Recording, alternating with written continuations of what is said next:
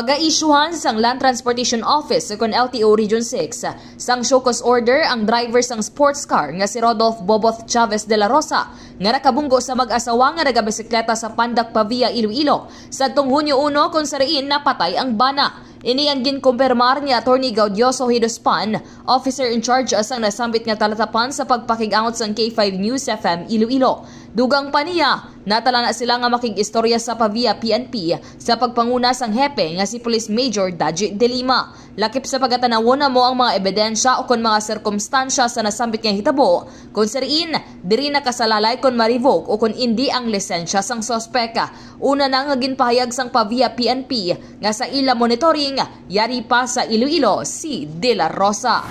We're just waiting for the coordination of PNP Pavia sa among opisina so that we can formalize the show cause order to be issued to the driver.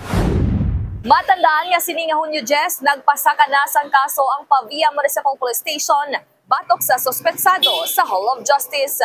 Report nagikan sa LTO Region 6 sinisi ka K5 Kimon Tanyo Kaluyok kag para sa kampiyon nga balita, serbisyo publiko kag kalingawan sa Iloilo. K5 News FM.